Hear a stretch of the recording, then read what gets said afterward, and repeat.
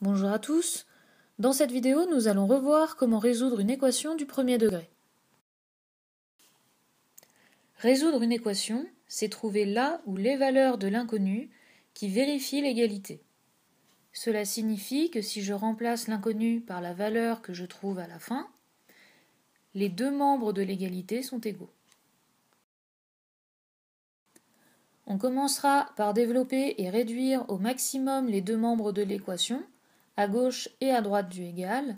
Une fois les deux membres développés, on isolera les termes contenant l'inconnu d'un côté du égal et les nombres de l'autre côté du égal. On pourra alors déterminer là où les valeurs de l'inconnu. Dans le cadre des équations du premier degré, donc les équations qui nous intéressent ici, il n'y aura qu'une seule solution. Puis enfin, on n'oubliera pas de conclure par rapport au problème. Dans le premier problème de la leçon, on cherche à déterminer le nombre choisi par Guy au départ. Dans la dernière vidéo, on a mis en équation ce problème.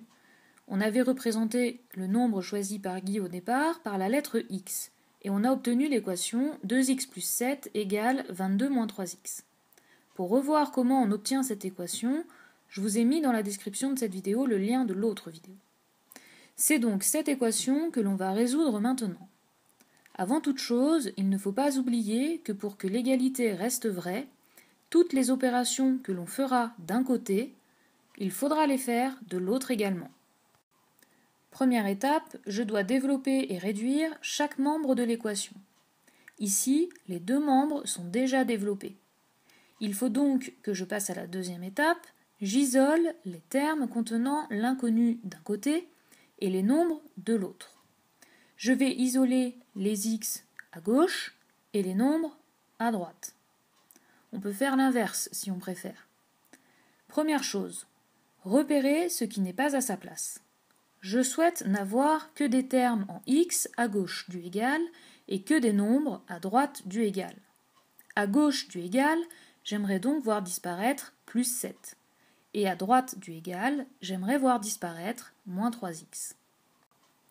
Pour faire disparaître plus 7 à gauche du égal, je dois enlever 7, puisque plus 7 moins 7 égale 0.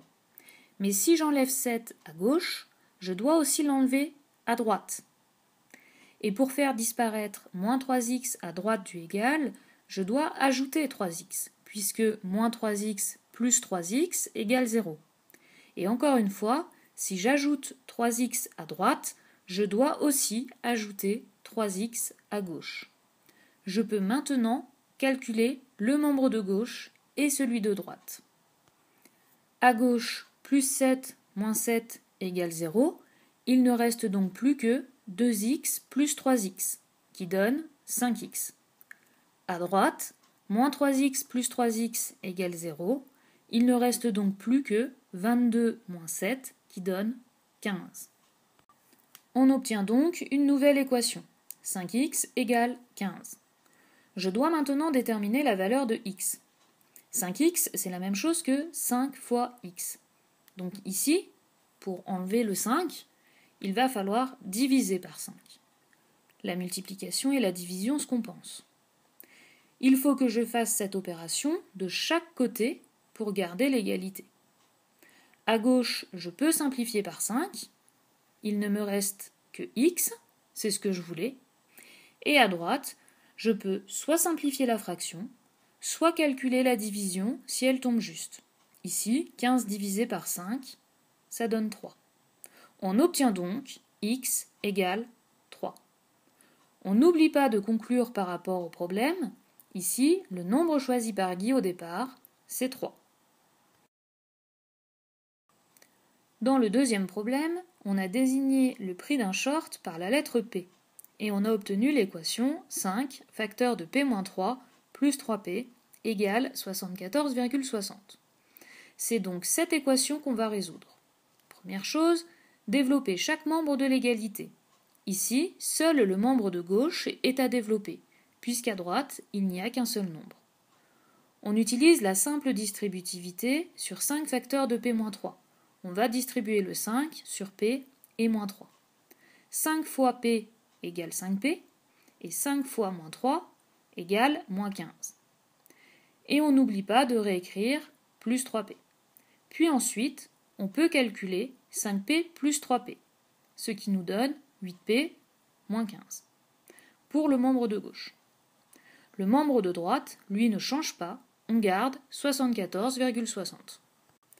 On doit maintenant isoler les termes contenant l'inconnu et les nombres. Puisqu'il n'y a pas d'inconnu à droite, je vais garder les inconnus à gauche du égal et les nombres à droite du égal. Je souhaite donc voir disparaître moins 15 dans le membre de gauche. Pour cela, il faut que j'ajoute 15, puisque moins 15 plus 15 égale 0. Donc j'ajoute aussi 15 au membre de droite. À gauche, moins 15 plus 15 égale 0, il ne reste donc plus que 8p. Et à droite, 74,60 plus 15 égale 89,60. On obtient donc une nouvelle équation, 8p égale 89,60. Pour trouver la valeur de p, je dois maintenant diviser par 8 les deux membres de l'équation.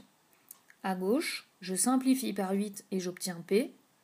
À droite, j'effectue la division de 89,60 par 8 et j'obtiens 11,20.